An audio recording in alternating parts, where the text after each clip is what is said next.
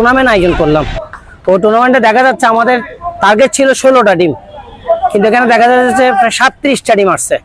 আমরা দেখে 32টা team entry করে বাকিগুলোকে বলছি আগামীতে যদি আমরা দিই আরো বড় করে একটা টুর্নামেন্ট দিব। আপনাদের সহযোগিতা অবশ্যই দরকার। একটা টুর্নামেন্টে যদি আমরা অংশগ্রহণ করতে চাই, সবার সহযোগিতা দরকার।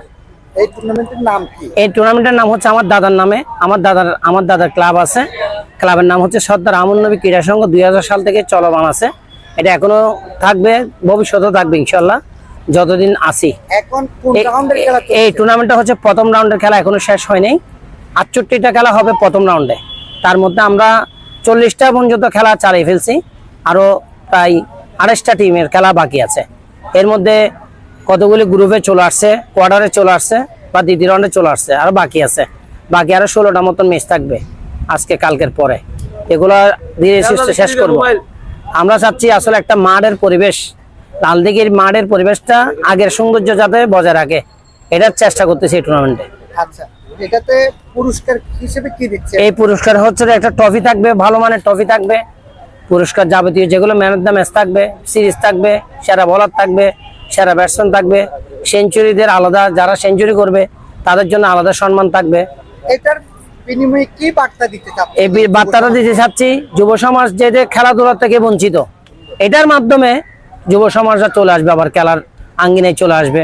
একটা বন্ধু বান্ধব দেখা সাক্ষাৎ হবে, আজকে হচ্ছে, ভবিষ্যতে হবে, খেলা চলমান থাকা অবস্থা হবে। অনেকেই খেলা থেকে বঞ্চিত। খেলাধুলায় পারে বল, মাদক ছেড়ে খেলতে।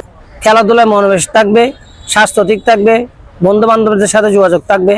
এই টুর্নামেন্টের উদ্দেশ্যে, এই টুর্নামেন্টে আরেকটা নামকরণের নামটা বলে দিই। জব্বারের বলি খেলায় যতগুলি লেফারি থাকছে আর কি, নূর মোহাম্মদ লেদু, এটা হচ্ছে নূর মোহাম্মদ লেদু স্মৃতি।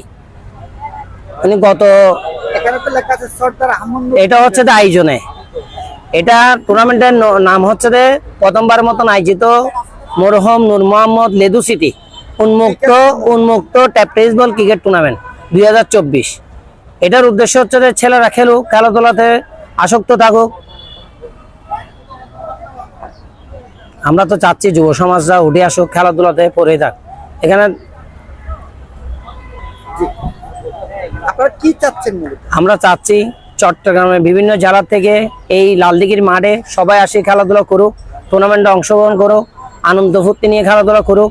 মাদক বিরোধী সবসময় থাকুক, মাদকের বিরুদ্ধেই থাকবে। খেলাধুলা হচ্ছে মাদকের বিরুদ্ধে। আমার পরিচয় হচ্ছে সর্দার আমন নবী ক্রীড়া সংঘ ক্লাবের